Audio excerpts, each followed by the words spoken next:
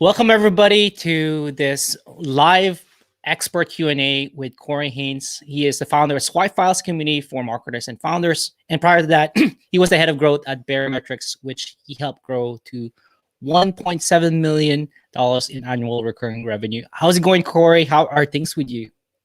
I'm doing great. Yeah, I'm super glad to be here and stoked to chat. Yeah, and for everybody who is tuning in on live YouTube, like you can jump and drop questions and comments, and I'll be taking that in the end. But I have some prepared questions for Corey. And one of the first ones that I hear over and over again, Corey, is like for a lot of companies that have freemium or SaaS and they're just trying out, one of the problems that they have is this problem called the cold start problem. And I'm curious what you would do. For example, like there are some product-led companies that have come to us like we're just starting out. Like where do we start? Like where would you suggest these companies start in terms of like starting to think about growth or marketing? Yeah, starting out is super tough. It's like anything else with a cold start problem. You essentially have to bootstrap your way to some sort of momentum, and then and you have to get those first early users, early attention, early followers, subscribers, etc. So you're not alone. Everyone starts here, right? So there are playbooks, there are things you can do to kind of kickstart your way to getting some sort of momentum. There's a couple of different frameworks and like ideas I like to work through for really early stage products. And actually, this is like the most exciting thing for me personally. I really like all the companies I consult with and then I advise. They're all early stage B2B SaaS. So this is like it's like candy to me. But one of the ones is that I actually just picked up fairly recently from April Dunford of Obviously Awesome, who I'll probably be mentioning sometime later because I just can't stop talking enough about her book. Is on her podcast with me. She was talking about this sort of multi-step, multi-part IBM launch playbook. So basically, when she was at IBM, she was leading marketing there, and she talked about how like launching isn't just like a one-time event where like it's one date and one thing that you do. IBM would split it out to, I think she said like 6 or 7 parts. And actually, the more that I thought about it and the more companies that I studied, I actually sort of built out like there's a lot of opportunities. And in fact, if you look at Airbnb, one of Brian Chesky's most famous tweets, if you go back and look, you can probably Google it or search Twitter through it, is he said that Airbnb launched 3 times. So basically, like you don't have to just do it once. There's also lots of different types of launches and lots of different ways you can orchestrate a total launch event so that you have all these different kind of layers to your launch. So specifically, she talked through how there's like this meta announcement launch where basically it's like, hey, what are you going to launch? What are you working on? What is it? Where can people learn more about it? And basically, it's just like the launch before the launch where you sort of announce everything, right? And number 2, you have the anticipation kind of launch, right? Where you're telling maybe the story, you're giving people sneak peeks, you're talking about the problems, you're really trying to tell a story about what is it that people are experiencing that you are trying to solve for, right? And then we have the actual like pre-launch strategy, which is, you know, where you want to offer something ahead of the launch. Maybe it's like an early access list or a beta, alpha, some sort of like trial run or pilot period. Like you see, for example, Maven, Wes Cow's startup with Goggin and I always feel so bad. I can't remember the other co-founder's name, but he's a really smart guy and worthy of being known. And they basically they're building their startup. They just got their name, but they've also been working with a few creators to create cohort-based courses within their product before even launching. So basically, like part of their launch is going to be launching with customers to showcase their product, right? So that's kind of like a pre-launch strategy. Where early access is very, you know, Superhuman was in early access for forever, and you're seeing a lot of people do that now today as well. And then you have the actual launch.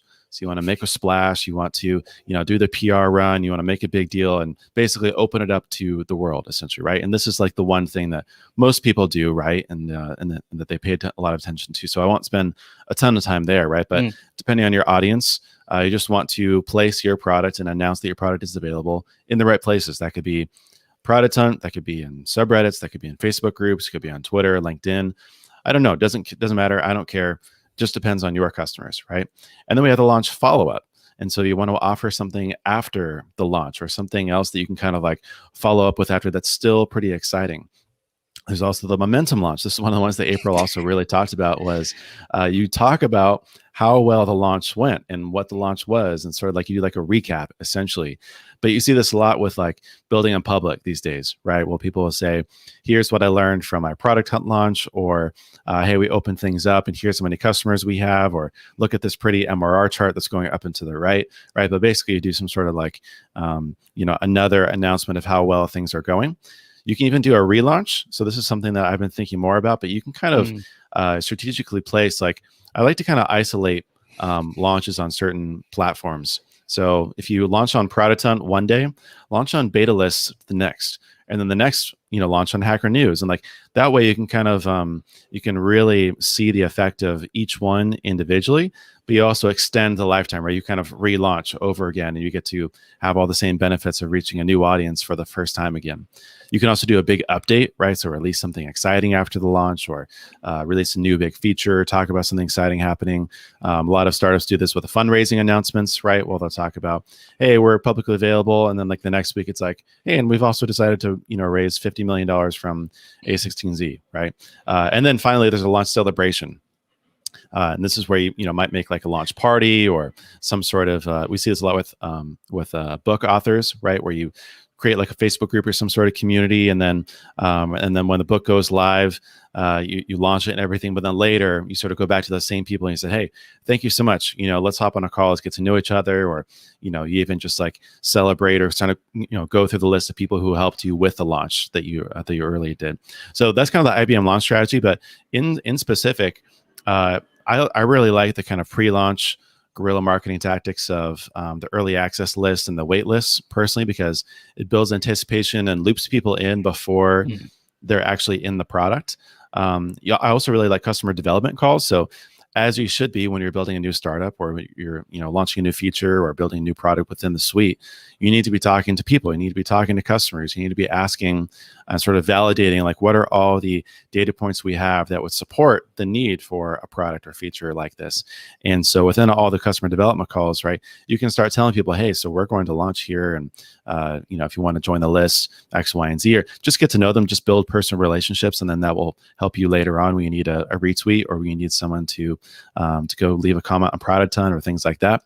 I also love engineering as marketing. So one of the really smart things, I think, Stir, I think it's Use Stir. It's a STIR.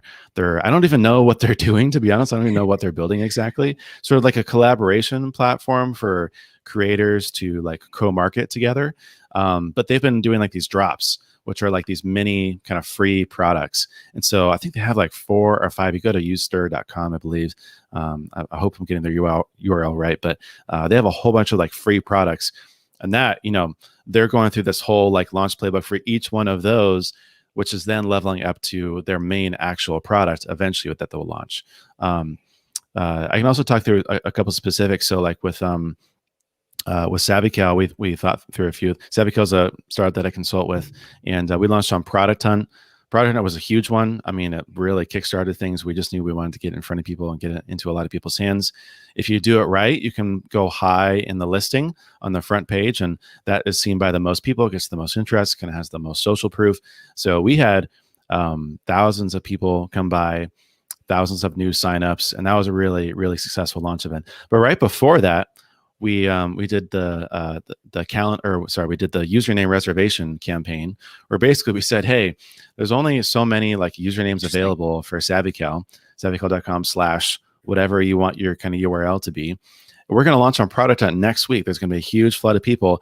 If you want to reserve your username now, go ahead and sign up, and we'll hold it for you for, I think, 60 days, we said. And that drove a huge amount of people, even before we like launched officially, to sign up and build some interest. And then right after, again, going back to that kind of like post-launch, second launch, momentum launch, however you want to call it, we did a Calendly buyout. So a lot of people signing up were saying, yeah, I love this, but I'm already like locked in for a year with Calendly. So okay, why don't we basically buy them out of their subscription, use a kind of play out of the telephone services kind of playbook, the T-Mobiles and Verizons and AT&Ts of the world, and we'll credit your account for the amount that you have left on your Calendly subscription. That also worked really, really well to, again, create more buzz after the launch. with Barometrics. I can talk through one. We launched a new product called Messaging. I don't think it ended up really working out, but initially what worked really well to drive interest was we knew that email marketing is a huge thing to like switch to and explore, and like a big kind of decision to make. And so for those first like 25 to 50 users, we offered concierge onboarding, where we basically said, hey, we'll do all the work for you. If you just, express some interest, we'll set up the campaigns, we'll replicate everything. That way you can try it out, and you don't have to do any of the work to really see if it's a good fit for you. That also worked really well after already launching on Product Hunt to engage all the people who had expressed some interest but hadn't really taken some action yet. Even one of the more interesting ones recently is Arrows.to. Mm. They're like an onboarding kind of tool to help you with like more manual sales heavy onboarding processes. And they had a lot of early adopters, and they made like these publicly available pages where they kind of like talked up and hyped up and expressed some thanks. It was like a thank you letter to those people on a public page, which then incentivizes those people to share them right onto Twitter, onto Facebook, or whatever it is that they're sharing it, which exposes it to new people. And that was after their launch, I believe, after they sort of like went through their beta launch. But a lot to say. I mean, there's lots of ways you can really kickstart things. I would definitely recommend like the multi-step launch approach. Do a lot of pre-launch guerrilla marketing with early access, with customer development calls, engineering's marketing. I think is really smart. And then you need some kind of kickstarters, some things that are like these stunts or like one-time things that just gets it in front of a lot of people, builds awareness, but also capitalizes on the interest you already have based on the launch. I really, really love how you went into detail with that. I mean, one of the comments that we have in the section in YouTube Live is from Anthony, says that it's 10 launches, which is the first time I heard that from April, which she's talking about her book. It's like, what the heck? That makes a ton of sense. It's about building that momentum, like you were talking about. And I just recall like a tweet that you had. I remember you were talking about like if you had to redo your courses or swap files or something, you would do something like offer something for free for a while, like 6 months or something like that before. Like, can you talk a little bit about like there's the piece about like building trust and audience so that when you launch, you're not screaming to crickets, right? Like, what are your thoughts about like when should people start thinking about building that audience? Should they do it from the get-go? And you were talking about offering free courses, but like what are some ways to think about like more like the pre-launch even before the product is out? Yeah, I mean, it goes back to one of Gary Vee's jab, jab, jab, hook kind of principles, where really I think that within marketing, especially today when it's so competitive and there's so many people doing interesting things, it's hard to grab attention. A lot of people are skeptical. You have to do a lot of giving. You have to have a really like give first mentality, and myself included. I think it's really tempting. It's really easy to want to just go straight for the jugular and straight for the sale, straight for the launch, and just like get it out there and start seeing the revenue pour in, and turn on the faucet, and you think it's just going to be, you have these grand visions of how you grow to X amount of revenue within X amount of time. But the more and more that I go through like this kind of experience, and the more that I've seen other people do it, the more I feel like the longer you can wait to launch and to turn on the revenue and to monetize, the more successful you're going to be longer term. Because like I said before, I think marketing really comes down to earning trust. Trust is really the crux of marketing, because if someone trusts you, then they believe that you can help them in some way. How do you earn that trust? We have to give a lot away for free. You have to show your credibility. You have to establish yourself as a domain expert or someone with experience in this. People have to, again, believe that you can help them. So how can you help them? A lot of it's going to be content. A lot of it is just going to be like the marketing rule of 7, where you have to get in front of people over and over and over again in order to for people to actually take action and really get to know you and trust you and know that you're a credible person. And so, yeah, where that tweet came from was with swipe files. I was pretty antsy to like just get going and just like turn things on and just and just get members and start. But I think that especially for creators these days, I think the same applies for like content marketing for SaaS businesses, but for creators in particular, the longer you can stave off that revenue, the more successful you're going to be when you actually turn on the revenue, turn on the monetization. So if I could go back, I think that's why you even see this with again with Superhuman. I'm not sure if it's still, I should have checked right before this, but they were in that like pre-launch early access phase for like 3 years. And it was basically people would come in and then it'd be like, oh, if you want to like join, you have to get like an invite from a current user. And that created all this FOMO and like exclusivity, and that, you know, built a lot of curiosity, interest. And they milked that and used that for a long time. And then they onboarded every single user. And that works, right? When you can really stave off like the public launch, the big hoo-ha, all the revenue, and get people in the door. And then once you've already established yourself as, you know, you've given a lot of value, then people are going to be happy to hand over their money, especially if it's something interesting, if it's valuable, if it's helping them streamline a part of the business, if it's helping them grow, and if they just like you, if they trust you. So yeah, I think that the longer you can stave off the revenue, the better off you're going to be when you actually do turn it on.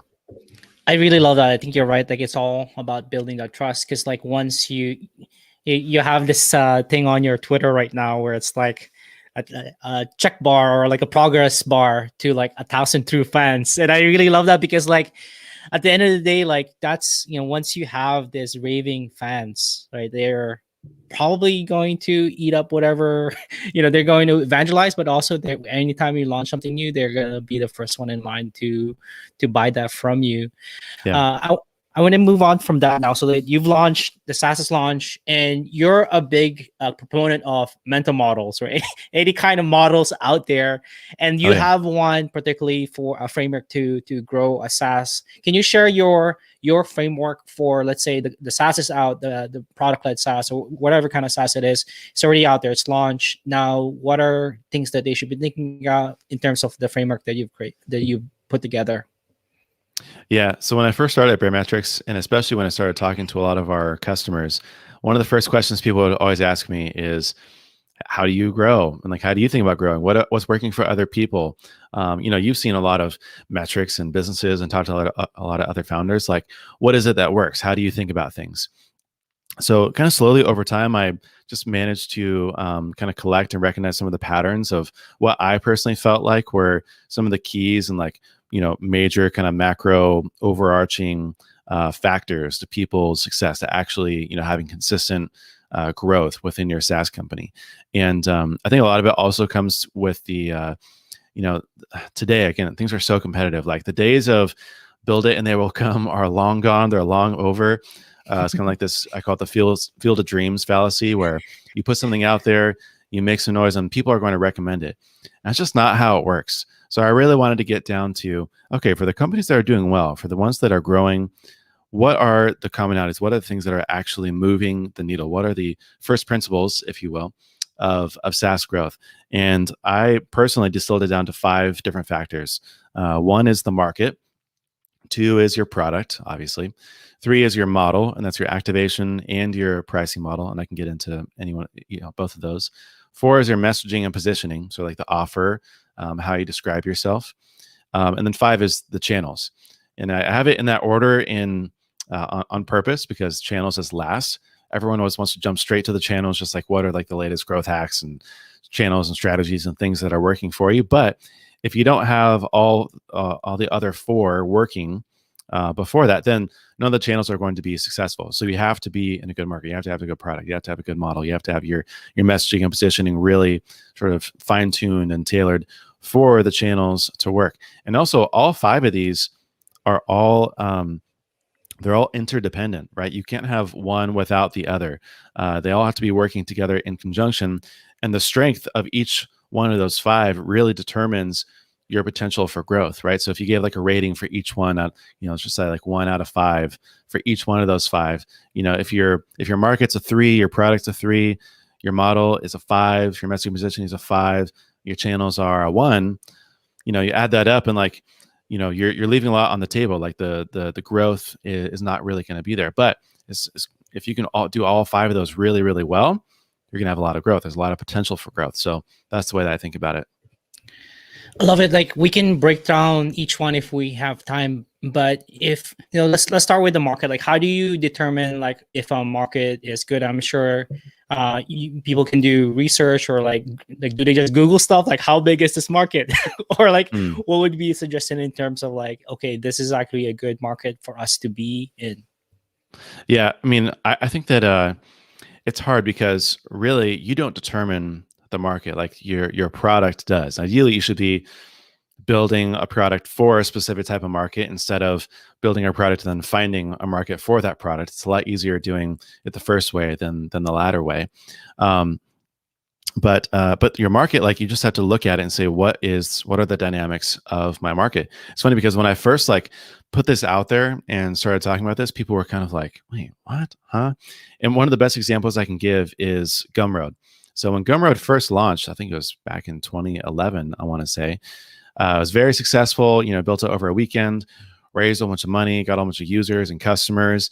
But then like 2 or 3, I think it was 3 years later, he had to do a big round of layoffs. The company kind of fell apart a bit, and they just weren't growing fast enough for what they needed in a venture-backed scale business.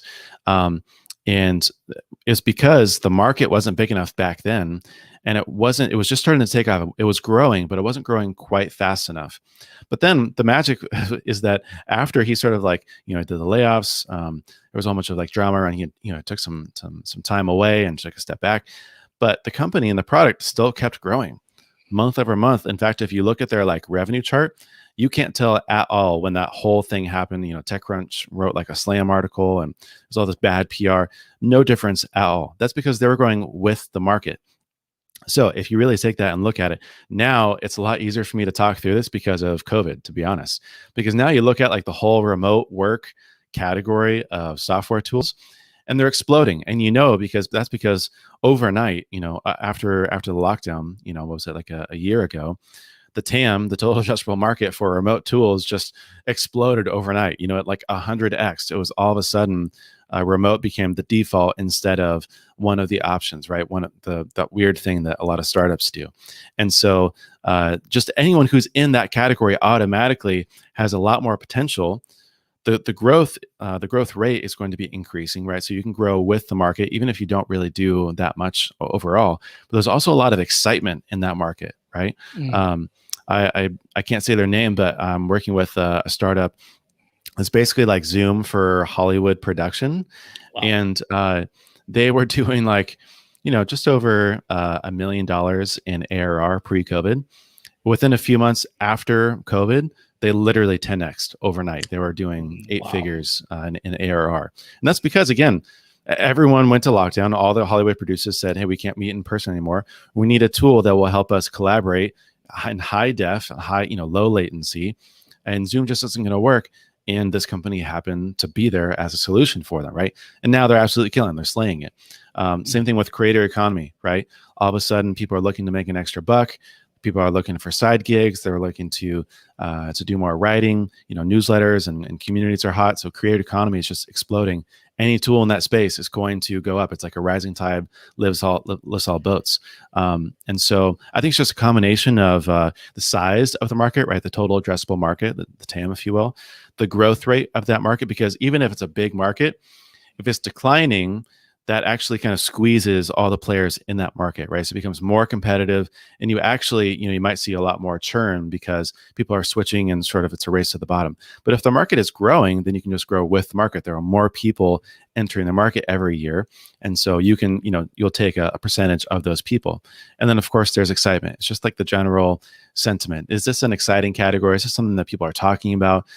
Is this something that's top of mind or like an urgent need right now? And that's why the market is like the number one long-term determiner of your growth. I really love that. That comes to mind like something Justin Jackson, he's like the founder of Transistor FM, said is like, when you're riding a wave, it's a lot easier than in a dead sea. It's like when you have that wave, it really does makes a lot of sense. I love that. Thank you for sharing that market. Another one that I want to talk about in your framework is product. Now, a lot of, if you're a founder of a product, it's like your baby. You're not going to say your baby's ugly, right? But you have some kind of determinants to say whether a product is great or not. Like, what are some things that you look at to say, hey, this product is great? Like outside of the market, like what makes a great product? Yeah. The product is hard because it's really hard to be objective about looking at your product. Again, it's like looking at your baby, and everyone thinks that their baby is really, really cute, but everyone else might not think so. Like there are a lot of ugly babies out there. Sorry, but you have to be objective and try to look at, okay, what are the things that make my product good or bad, or the shortcomings, and you can look at it a few different ways.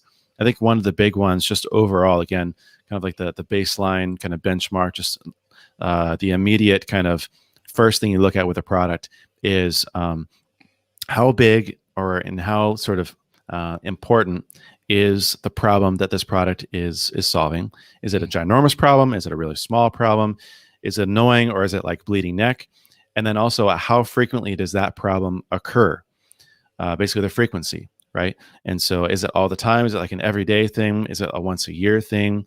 And so, if you plot that on a matrix, the bigger the problem, the more frequently it occurs. Like just baseline, like if you have a product in that category, like that's going to be a good product because you're solving a really critical, frequent need. Now, the quality of your product to solve that problem is another sort of factor. We can get into that, but basically, like level set, if you're solving big problems frequently, you're in a good space. And then you can, slice and dice that any way you want. If it's a big problem that happens once a year, like accounting or tax season, right? That's good, but it only happens once a year, right? And so like the buying cycle is going to be a lot longer, and it takes a lot more, attention, and people, put it off and procrastinate, and it's just a slower cycle, right? But the opposite as well. Maybe it's like a really small problem that happens really, really frequently. Maybe it's like, I can't find my Twitter bookmarks. There's no search, right? It's a really small problem. Maybe it's hard to charge $100 a month for. You could charge $5 a month for it, maybe $10 a month for it, but there's an upper ceiling there, right? So how great your product is, basically trying to answer the question, how marketable is my product?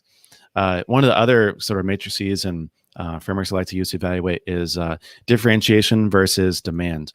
If you have features, you can kind of plot them basically within this matrix of how in demand are these features. And also, like, how are our features different than other competitors or other alternatives? Even if you have a lot of features that are highly differentiated and also highly in demand, those are killer features, right? People are going to be, going over there, and it's going to be like, evangelism. People are just going to be like, going in mobs over to those types of products. But if you don't have any differentiator but you have really high in demand features, you still have a good, case. Basically, you're just an incumbent, right? Now you're competing on things like brand or maybe customer service or price, right? So again, if you look, you want things that are really highly differentiated features that are also really highly in demand, because you don't want to build, little features that have like no demand, or have very little demand to a specific set of people that are really differentiated, right? Because that also, again, it really reduces the TAM for that feature and the level of interest across it. So that's one of the other ones. And then there's things like competitive advantages, right? Intellectual property, trademarks, patents. I think design is a really, really big one. Design and UX is huge because it really communicates quality and the level of thought and experience that people are going to have within the product. There's partnerships and integrations as well. And there's, again, those ace in the hole kind of features that are just really, really hard to replicate. For example, Ahrefs is one that comes to mind. Like they have, I think some of the competitors have kind of closed the gap fairly recently, but like a couple of years ago, Ahrefs just like dominated with like total backlink data available. It's just like you couldn't match the level of data available. I was talking to Blake Amal, the CMO of Copy.ai yesterday, and he was telling me about how he started using this product Veed.io. It's like a video editor, again, just for the really crisp subtitles that they generate. He's like, for some reason, the subtitles are amazing for my videos that generate. And like, that's why he uses it over other products like Descript or, iMovie or any other alternative. Even so, when I record my podcasts, I use Riverside. And for a long time, the big differentiator for them was the local recordings that they'll generate. Now, some other competitors are starting to catch up. But for a while, that was like the killer feature. The one differentiator was like, yep, this one thing is going to be enough for me to get on board. So Yeah, there's a lot of things that go into that, but it's really comes down to how marketable is my product. And you can look at, the problem frequency matrix, differentiation versus demand, and of course, competitive advantages wherever you can find them. Yeah, I mean, you sounds like you really thought about this. A So lot. I'll Oh yeah. I'll I'll link all of that there. But I think you were touching a little bit upon it around like positioning, where it's almost like a cat and mouse game, where you're talking about like, let's say Riverside, where like they have this like local recording, and now like the other features are showing up. And one of the ways to stand out is to brand, but also to positioning. What are some models, it seems like, or frameworks that you have around like how do you not just like determine your positioning now, but also like as you're moving forward and your competitors are closing in, how do you reinvent yourself? Like what we're seeing with Drift, where like they've kind of reinvented who they are because everybody is now conversational marketing, and now they're doing like I think revenue acceleration or something like that. So, what's your thoughts around positioning? Yeah, I'm pretty much just gonna steal from April Dunford and give her talk and talk from her book. Obviously, awesome, which is great. But she has like this, I don't know, what is it, like 5 or 6 kind of step process and framework where first you start with the competitive alternatives. So you have to know basically, first what are customers or potential customers comparing you against, right? It could be, direct competitors. I really like the jobs to be done framework because it actually levels it down to you have direct competitors where like they do the same job in the same way. Then you have like indirect competitors that do the same job in a different way. And then you have your secondary competitors, I believe it is, and they do a different job in a different way. So basically it's like like a 24-hour fitness versus like a Shake Shack. It's like one is good for you, one's bad for you. They're competing, but they're not gyms, right? They're not restaurants. They're just competing outcomes essentially. So you want to, get all of your competitive alternatives. Could even be things like spreadsheets are a big one for SaaS, interns and teams, specialists like data scientists or, people who can do some sort of manual work or have a really specialized knowledge. Those can all be competitive alternatives as well. Once you nail those down, then given the context of those alternatives, what are your unique attributes? And that can be in the product features, it could be with the brand, could be with the customer service, could be the way that you do things, could be an opinion or maybe some sort of way or method that you hold on to. For example, YNAB is like a budgeting software for people, and they have like I think it's called a $0 budgeting system. Basically, I'm probably butchering that, but basically, like they have a specific method for budgeting, and their whole software is around that, right? So that's like a unique attribute of theirs, not just in the actual like technical software, but in the way that they design their software and the outcome that it gives. Given the unique attributes, what is the value that unlocks for customers, right? So now you really get into how does this help people? Why should people care, right?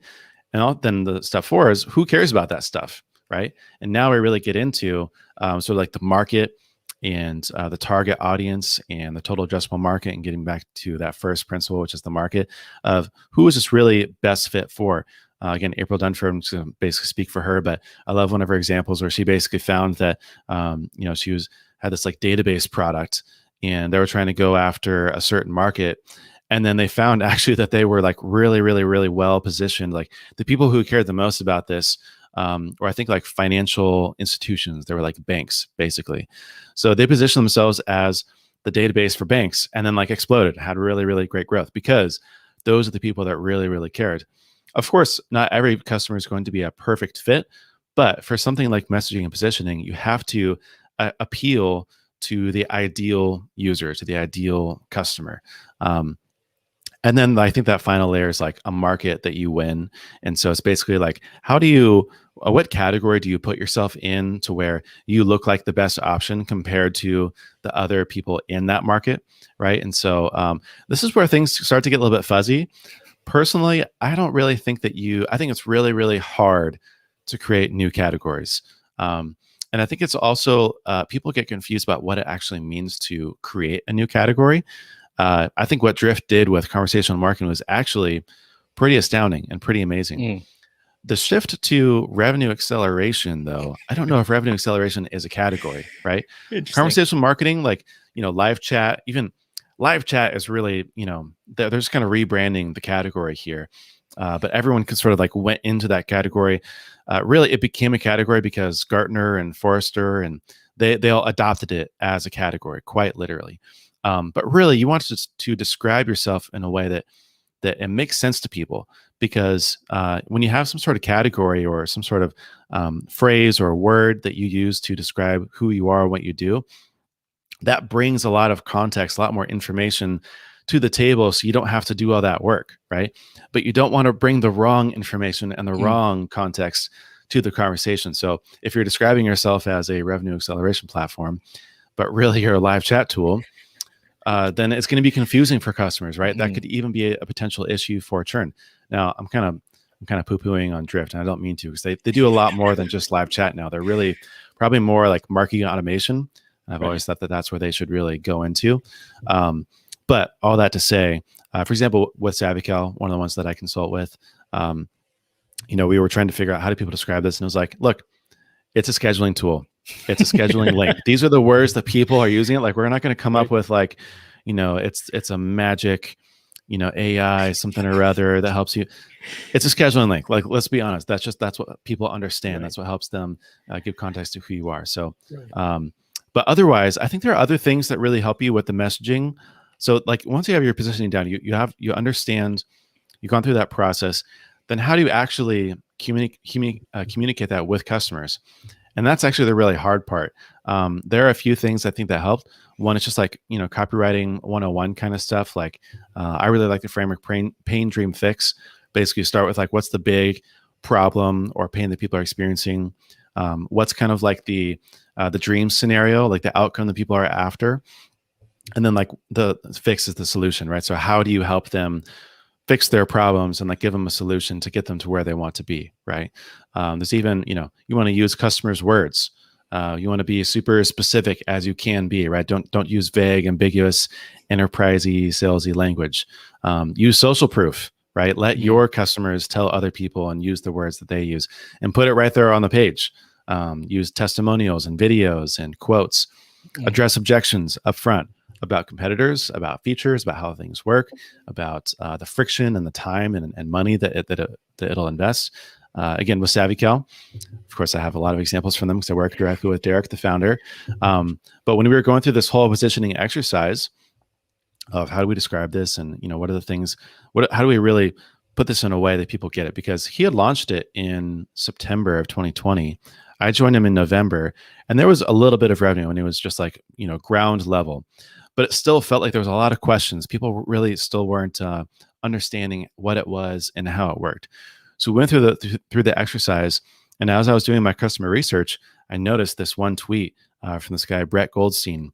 And he had this tweet. He says, Calendly is 100 times faster to set up than a meeting, and going back and forth with times an email.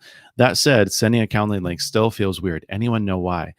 And it just blew up. There was like thousands of likes and a whole bunch of comments. I was just like, oh, this is incredible.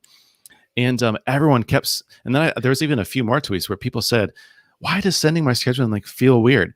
So guess what we plastered on the homepage as the headline for SavvyCal? Sending your scheduling link shouldn't feel weird. That's our big, flag in the ground. That's the stake. That's the pain that people are experiencing. Yeah. Now let's tell you about sort of like the dream of, what things are like when actually your recipients thank you for sending a SavvyCal link and they actually enjoy it and it's easy. And here's how it works, right? Here's how we're different. And that makes sense to people. The landing page works really, really well. It'll change and evolve over time. But for right now, that seems to work really well. And it's helped position ourselves in a way that it looks like we can take a stab at a big company like Calendly.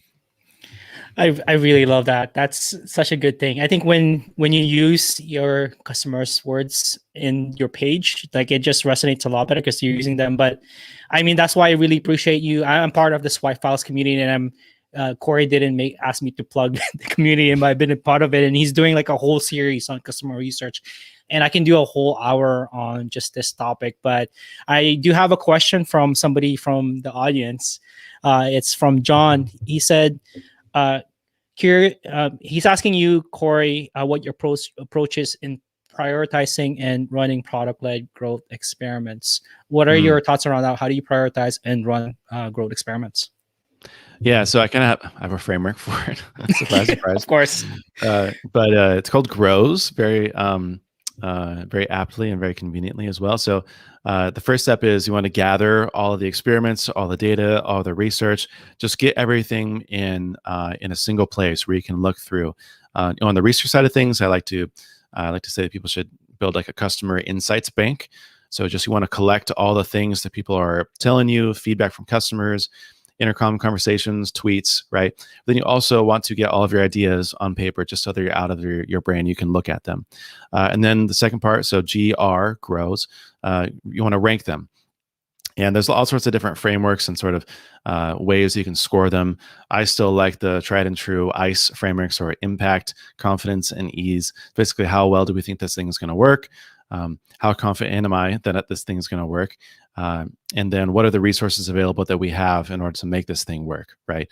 And so you might find that for your stage, right, something might be out of budget, or it's going to take too long, right? Or maybe just doesn't work with the timing of other features and things planned on the roadmap.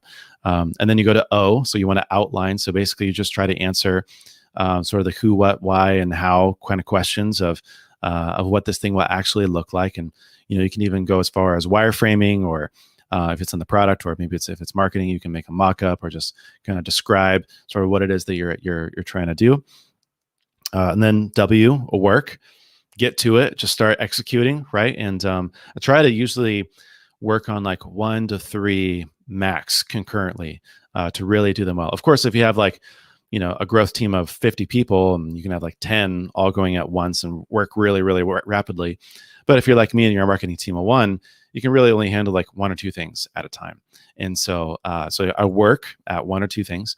And then S is to study. So, right, you go back and look at the data. How well did this thing work? Can we make any tweaks or iterations that will change things?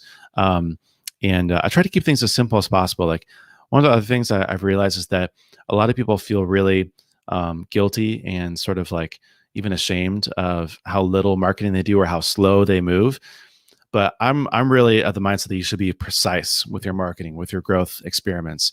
It's better to really work on a couple big things or a couple small things at a time than to kind of just be all over the place juggling. I'm a yes man. Like, I have tons of things I'm juggling all the time, but so maybe I'm just kind of projecting my own struggles. But I feel like it's really important to just like focus and be precise and only work on a couple things at a time. Because also, I think fundamentally, just if you look at the from like a experimentation kind of mindset, the more things that you do concurrently, the harder it's going to be to isolate the results of each one of those things. So actually, the less things you work on at once, the better, because you can isolate and be confident in the results of them.